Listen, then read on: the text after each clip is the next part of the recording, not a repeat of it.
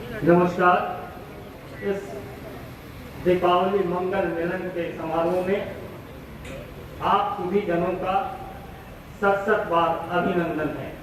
अपने बीच देश के लोकप्रिय प्रधानमंत्री आदरणीय नरेंद्र मोदी जी उपस्थित हैं। मेरा विनम्र निवेदन है मीडिया विभाग के प्रमुख श्री अनिल बलूनी जी से कि आप माननीय प्रधानमंत्री जी का अभिनंदन करें। स्वागत है।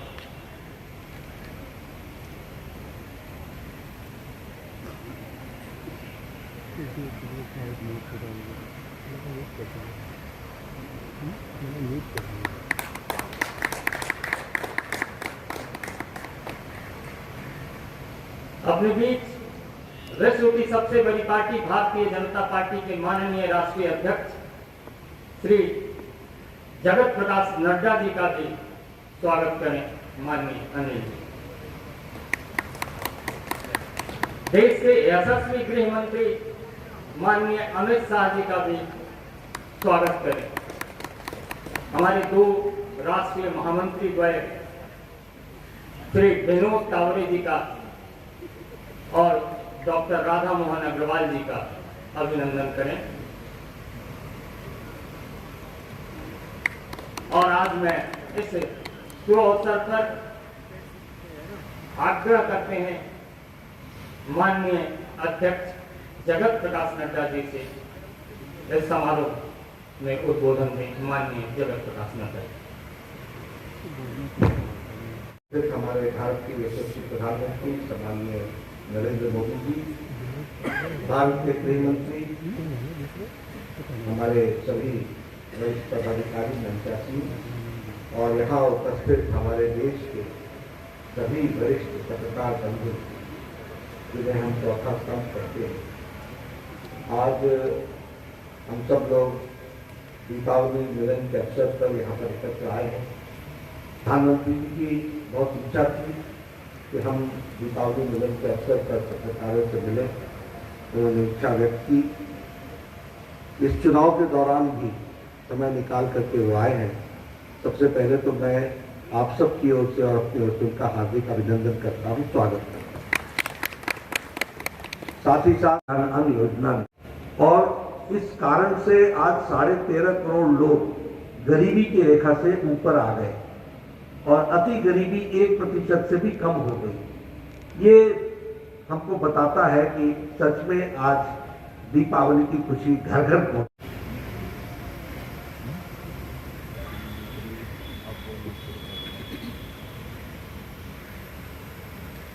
आप सबको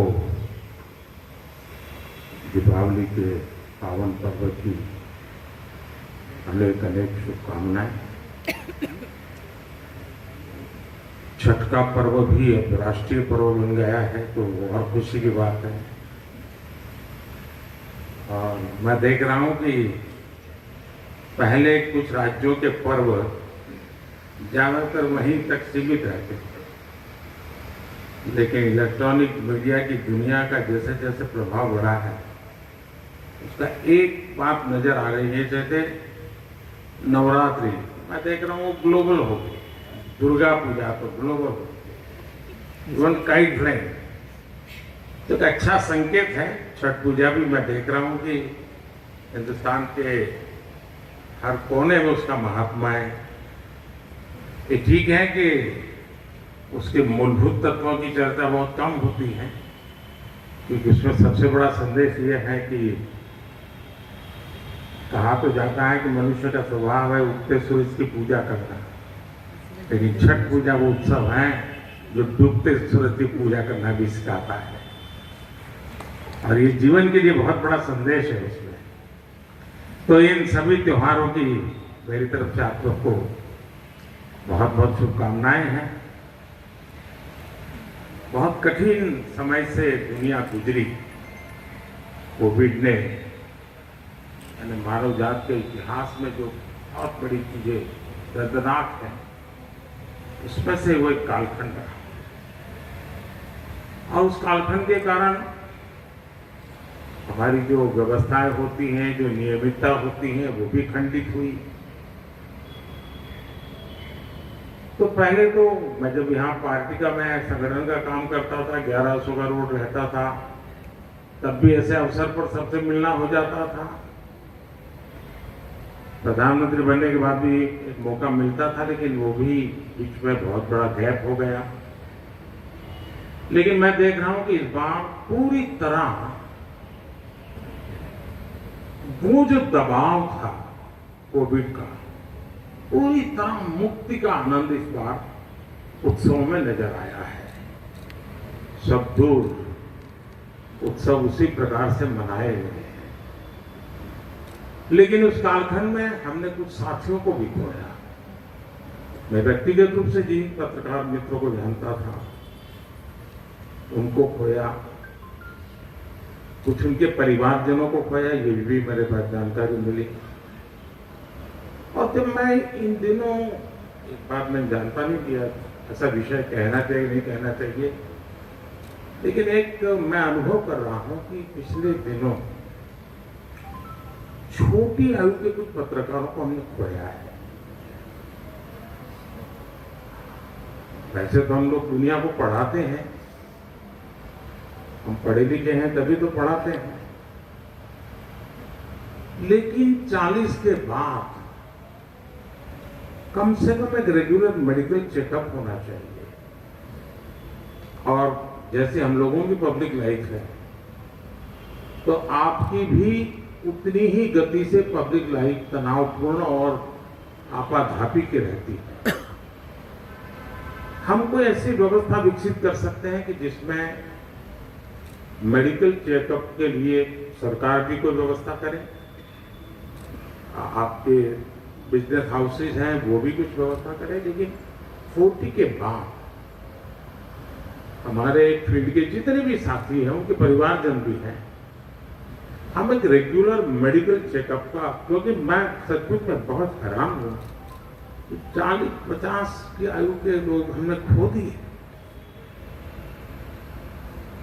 और ये बड़ा ही दर्दनाक था। और ये कोविड वाले नहीं, इसके सिवाय भी हमने खोए।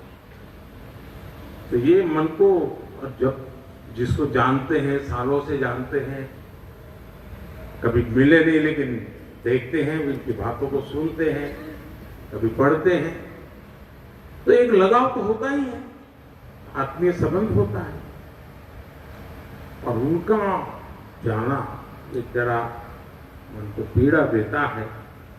मैं चाहूंगा कि मीडिया टीम और आपके कुछ लोग मिलकर के इस पर हम कुछ अगर बना सकते हैं तो मुझे खुशी होगी। कोई व्यवस्था हम विकसित करें।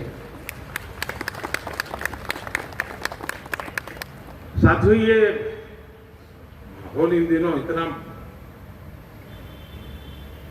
विविधता भरा है, और मैंने देखा है कि दीपावली के पर्व में रसोई घर भी बहुत बिजी होता है, भांति भांति की चीजें बनती है। और मैं देख रहा हूं कि इस बार खबरों का रसोई जो है उसमें भी भरपूर मसाला है, क्योंकि 5 राज्य तो आपके हाथ में है ही है, वर्ल्ड कप भी है, और आप में से कुछ लोगों को संकट की घड़ी में भी जाना पड़ा है, रिपोर्टिंग के लिए युद्ध भूमि में जाना पड़ा है। तो मसाला भरपूर है, लेकिन उस सोशल मीडिया भी एक नया मसालेदार आपको परोसता रहता है, तो उसके कारण आपके जो रिपोर्टर्स हैं उनके लिए मुसीबत बहुत बढ़ गई।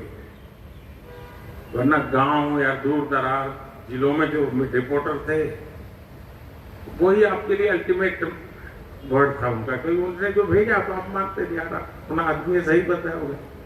लेकिन उसी समय एक सोशल मीडिया में नजर पड़ता है, उस दृष्टि से खबर है ये नहीं, और ये नहीं है वो है, तो फिर आप उसको कहते हैं यार तू क्या भेजता है, तो प्रेशर उसका बहुत बढ़ रहा है। और मैंने देखा है कि काफी मीडिया हाउस के लिए एफिशिएंसी इसलिए भी बढ़ रही है कि सोशल मीडिया की मदद से वो डिस्ट्रिक्ट लेवल की चीजों को वेरीफाई कर रहा है। एक बड़ा बदलाव नजर आ रहा है और मुझे पक्का विश्वास है कि ये बदलते हुए खास करके टेक्नोलॉजी की दुनिया है, इसका प्रभाव बहुत तेजी से हमारी सभी व्यवस्थाओं पर है। 2-3 चीजें हैं जिस पर मैं आपकी मदद चाहता हूं और मैं आशा करता हूं कि, और मदद इसलिए चाहता हूं, मदद कोई किसी से इसलिए मांगता है मुझे पता है कि मदद मिलेगी। वो ऐसे ही सोने की जाल कोई पानी में नहीं डालता और मैं तो नहीं डालता। और मेरा भरोसा इसलिए है कि स्वच्छता का अभियान जो है उसको जिस प्रकार से मीडिया ने उसको तवज्जो दी, चाहे वो प्रिंट हो चाहे वो इलेक्ट्रॉनिक मीडिया हो, एक प्रकार से उसको हर एक ने अपना काम माना और उसमें कभी पूर्ण विराम नहीं आने दिया। उसको उसमें नए रंग रंग भरते गए, उसमें लगातार उस व्यवस्था को, उस आंदोलन को, उस भावना को प्राणवान बनाया। और इसके लिए मैं जब भी मौका मिलता है मैं मीडिया जगत का अभिनंदन करता हूं, धन्यवाद करता हूं। लेकिन उसमें मुसीबत ये हुई कि मेरी अपेक्षाएं बढ़ती गई। पहले तो अगर आप ये ना करते तो मैं कहता ही नहीं यार इनको क्या कहना, लेकिन अब आप करते हैं तो कहने का मन करता है। 2 चीजें मुझे लगती, एक आर्टिफिशियल इंटेलिजेंस के कारण और उसमें भी डीप फेक के कारण जो एक नया संकट आ रहा है। भारत का बहुत बड़ा वर्ग ऐसा है कि उसके पास वेरिफिकेशन के लिए या ऑथेंटिफाई करने के लिए कोई उसके पास पैरेलल व्यवस्था नहीं। और 5 लाख आजादी की लड़ाई से लेकर के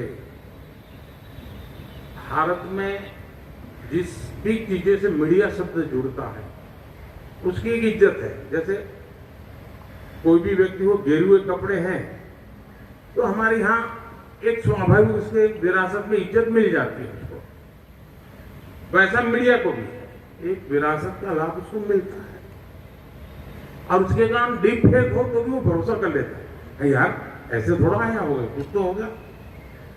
और ये बहुत बड़े संकट की तरफ जाएगा समाज को, और शायद वो असंतोष की आग भी बहुत तेजी से फैला सकता है समाज जीवन की व्यवस्थाओं को।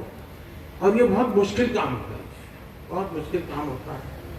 मान लीजिए कहीं कोई एक गलत चीज ने कुछ नई समस्या पैदा कर दी, अगर सरकार को वहां पहुंच तो डिस्टेंस भी तो मैटर करता है।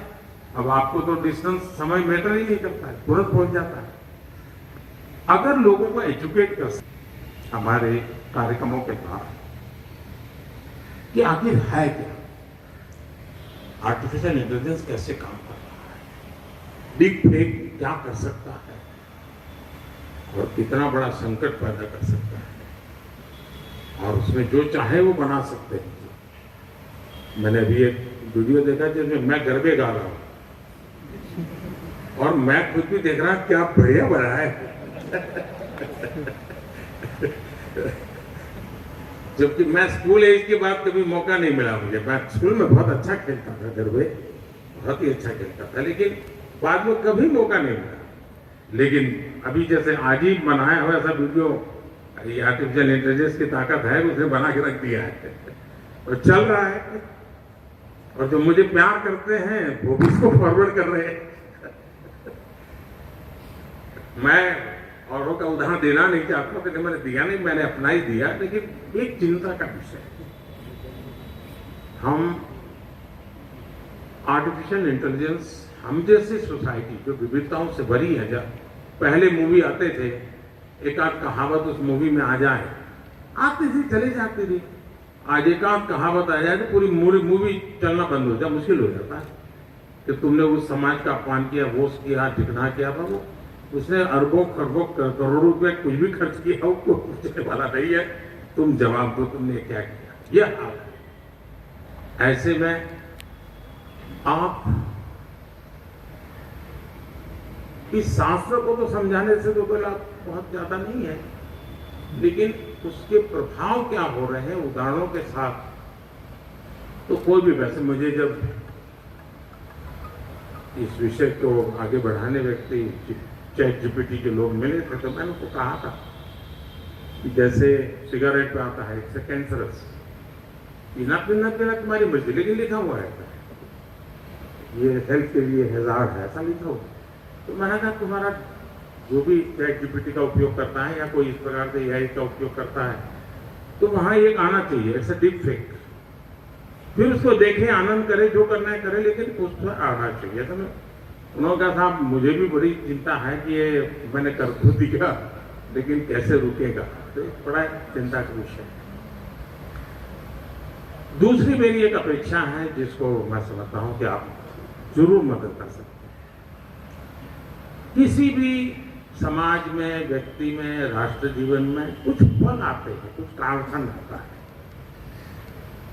जो हमें बहुत बड़ी ऊंचाई पर जाने के लिए जंप दे देता है।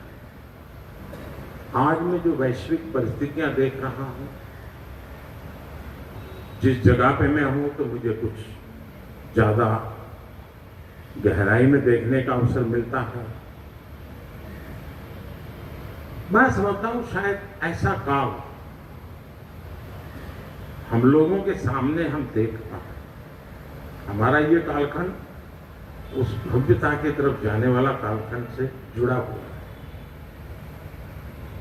विकसित भारत की बात ये शब्द नहीं है दोस्तों, ये जमीनी सच्चाई है, पूरी संभावना है। अब जैसे इस बार वोकल फॉर लोकल, आप सबने भी मेरी मदद की, ठीक है। अभी तो लोगों का दिमाग दिए तक रहता है, उनको लगता है वोकल फॉर लोकल मतलब दिया खरीदना। उसको ये मालूम नहीं कि मैं गणेश चतुर्थी में छोटी आंख वाले गणेश जी क्यों लेता हूं और कहां से लेता हूं। हमारे देश के गणेश जी तो छोटी आंख के हो ही नहीं सकते, लेकिन लेता है, पता नहीं उसको। अगर हम वोकल फॉर लोकल इस विषय को जितना बल दिया, और मैं इस छठ पूजा का साथ जोड़ करके हिसाब लगाऊं, तो इस एक विषय 4.5 लाख करोड़ से ज्यादा का कारोबार, ये देश के लिए बहुत बड़ी बात है। और उसमें हर छोटे मोटे व्यक्ति की जिंदगी में कमाई होती है। और मैं इसी ताकत के आधार पर कहता हूं कि हम विकसित भारत के विषय को बहुत सफलतापूर्वक आगे बढ़ा सकते हैं, लेकिन उसके लिए एक विश्वास पैदा करना होता है। सकारात्मक चीजों से लोगों को किसी की वाहवाही करने की जरूरत नहीं है, असत्य को दबाने की जरूरत नहीं है, वो मैं आपसे अपेक्षा भी नहीं करूंगा। लेकिन जो चीजों में सामर्थ्य है, जो देश को आगे बढ़ा सकते हैं, ऐसी चीजों को हम बल दे सकते हैं।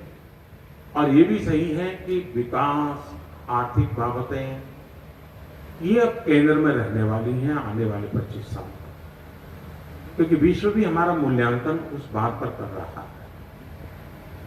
और इन दिनों जहां हम हैं और जिस प्रकार से बढ़ रहे हैं, विश्व इसको स्वीकार कर रहा है। मैं अभी आपके बीच आया हूं, लेकिन मैं चुनाव के मैदान से नहीं आया, मैं ग्लोबल साउथ समिट में से आया हूं।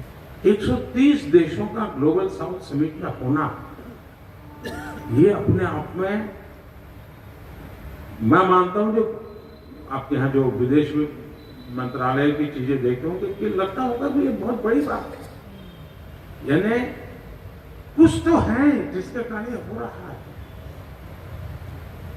हम 2047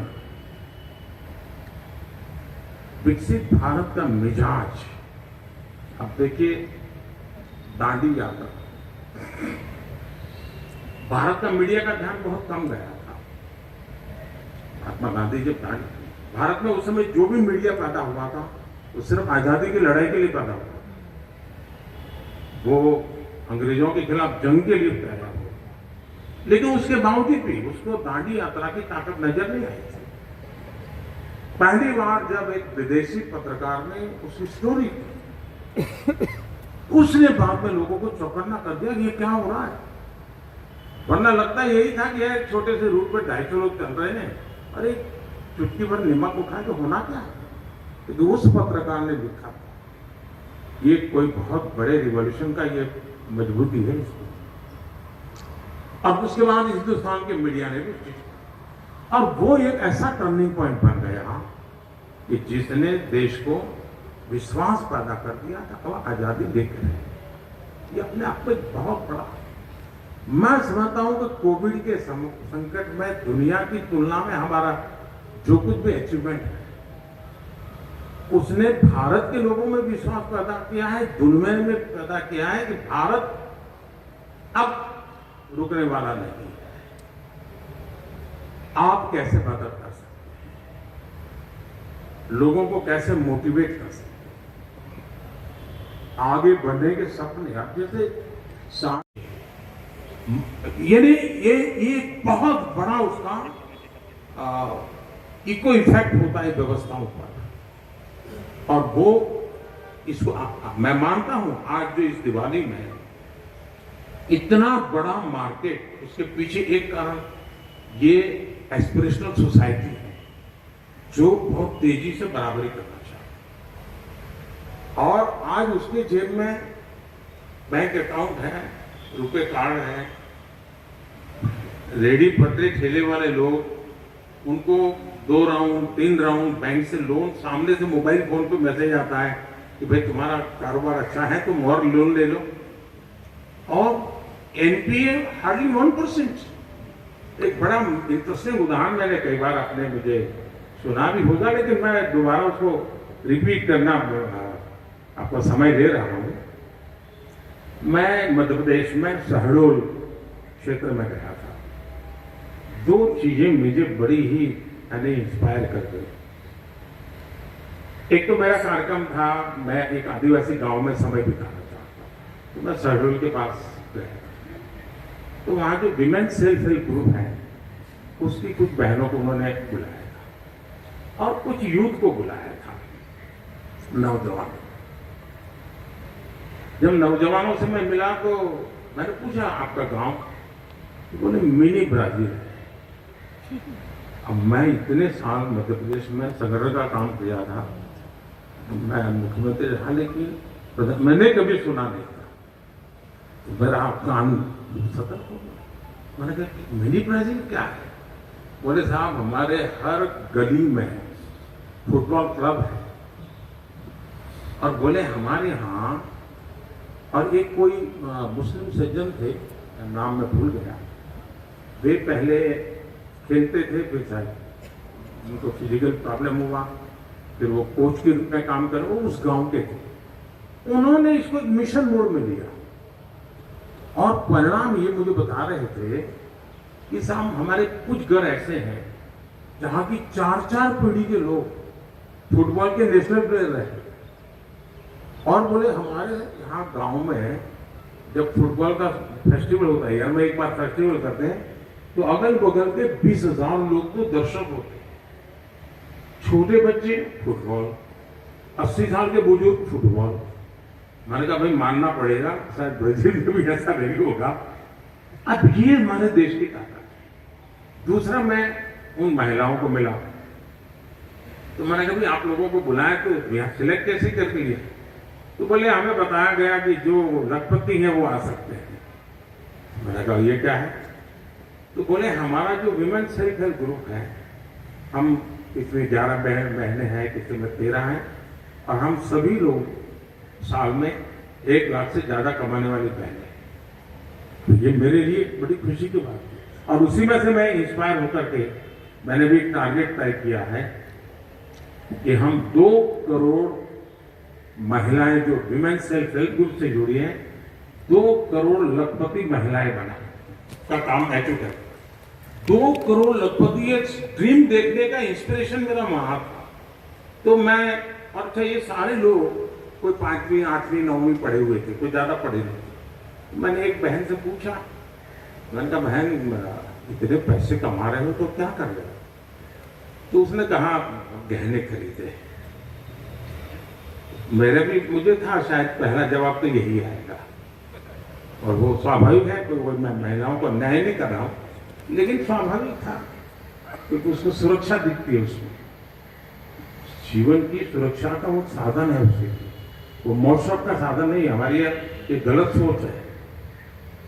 उसको लगता है कि मेरे जीवन में संकट के समय ये काम आने वाला है, तो सोशल सिक्योरिटी है हमारी। तो उसने मुझे कहा हमें गहने खरीदना है, कुछ मैंने गहने लिए हैं। फिर एक दूसरी महिला ने हाथ ऊपर किया, मैंने कहा आपने क्या किया? मैंने कहा आप क्या पढ़ी हैं? तो बोले मैं 8वीं या 9वीं कुछ बताया। 30-32 साल की उम्र होगी। बोले मैं लखपति दीदी हूँ। मैंने कहा क्या करती हो, क्या किया पैसों का? बोले मेरे पति मजदूरी करते हैं और वो साइकिल पे जाते हैं, तो मैंने उनके लिए स्कूटी खरीदी और उनको गिफ्ट की। एक आदिवासी महिला मुझे कह रही है कि मेरे पति मजदूरी करने के लिए साइकिल पे जाते हैं, मैंने उनके लिए स्कूटी खरीदी। अब मेरे लिए साइकिल और स्कूटी नहीं है, मेरे दिमाग में स्थिर होता है कि मेरा देश की ताकत यहाँ है। ये एस्पिरेशन जो है ना, ये मिजाज है, वो मेरे देश को बदलेगा। फिर मैंने कहा आगे क्या हुआ उसका? बोले फिर मुझे किसी ने बताया कि हमको अब बैंक से लोन मिल सकता है, क्योंकि हम एक लखपति हैं, 2 साल से मैं इतना कमाती हूँ। तो बोले मैं बैंक वालों से मिली। अब मुझे कुछ आता नहीं था, लेकिन मुझे किसी ने स्थानीय सरकार के किसी व्यक्ति ने मदद की। तो बोले मुझे पता चला मैं बैंक से लोन ले सकती हूँ। तो बोले मैंने सोचा मैं ट्रैक्टर की लोन लूं। मैंने ये हिम्मत कहाँ से आई तुम्हारी? कहाँ साइकिल, कहाँ स्कूटी और कहाँ ट्रैक्टर? बोले नहीं बैंक से पैसा मिलता था, मुझे लगता था कि मैं पैसे दे दूंगी वापस।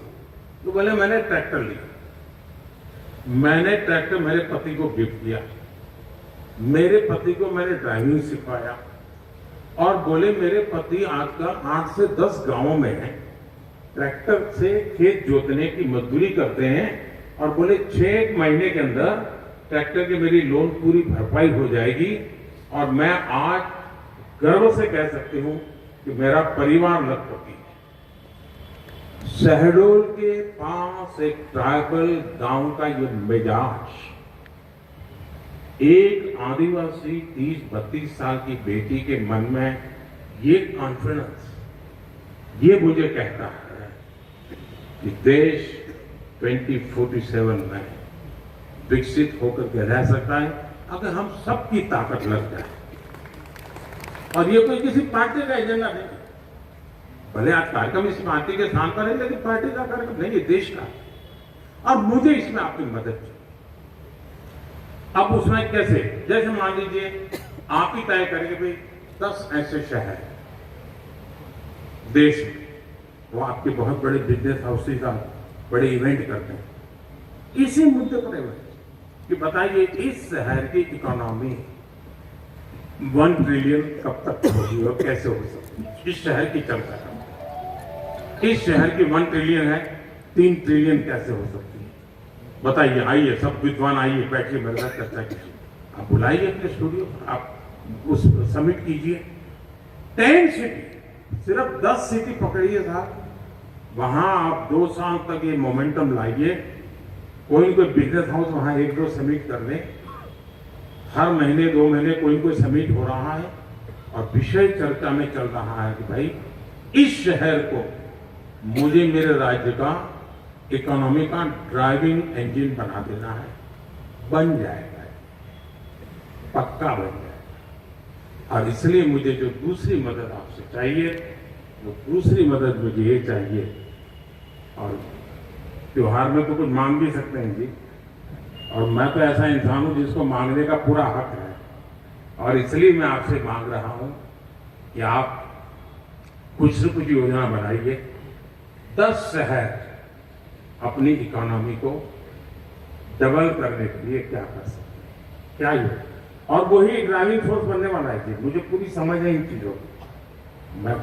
मुझे उस विद्वानों की लिस्ट में तो मेरा नाम नहीं हो सकता है, लेकिन धरती के आंकड़े निकालोगे तो दिखाई दूंगा कहीं पर दोस्तों, ये पक्का दिखाई दूंगा। और इसी विश्वास के साथ मैं आप सबसे दीपावली की, और मैं गुजराती हूँ तो हमारे लिए नया वर्ष होता है, आपको बहुत बहुत शुभकामनाएं देता हूं। आपके उज्जवल भविष्य के लिए, आपके व्यक्तिगत जीवन में भी इच्छित सारी सिद्धियां आपको प्राप्त हो, आपके परिवारजन को भी सुख शांति समृद्धि और उससे भी बड़ा संतोष मिले, इसे भावना के साथ आप सब आए। मैं आपका हृदय से आभार व्यक्त करता हूं। बहुत बहुत धन्यवाद।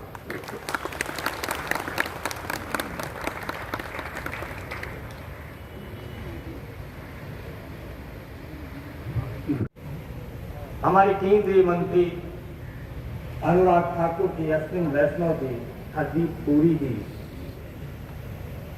सभी आपके मध्य हैं।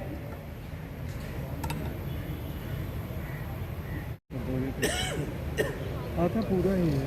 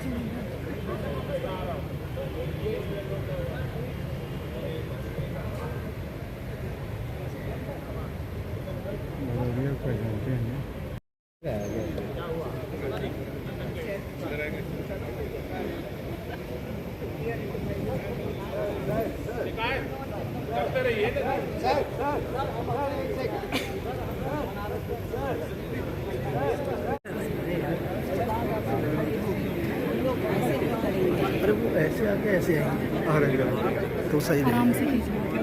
हाँ नहीं, अगर इधर से आएंगे तो मजा नहीं, ऐसे आके इधर से आएंगे तो आएगा।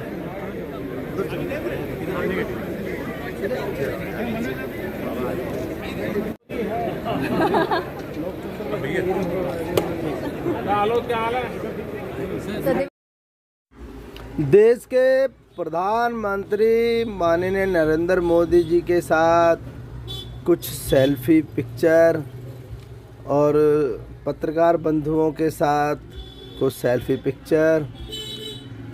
यह दिवाली मिलन का कार्यक्रम 2014 से लगभग हर साल होता था, लेकिन कोरोना के कारण पिछले कुछ समय से नहीं हुआ था, जो अब हुआ है। और सभी मित्रों को दीपावली की हार्दिक शुभकामनाएं। हाँ नहीं, अगर इधर से आएंगे तो मजा नहीं, ऐसे आगे इधर से आएंगे तो आएगा।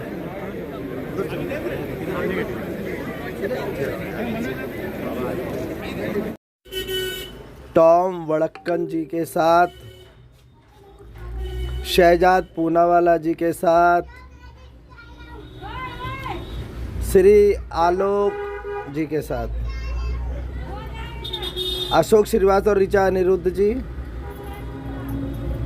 प्रेम शुक्ला जी, सुधीर चौधरी, प्रेम शुक्ला जी, सिद्धांत मोहन जी ललन टॉप वाले। भारतीय जनता पार्टी कार्यालय विस्तार में आज दीपावली मिलन का कार्यक्रम हुआ।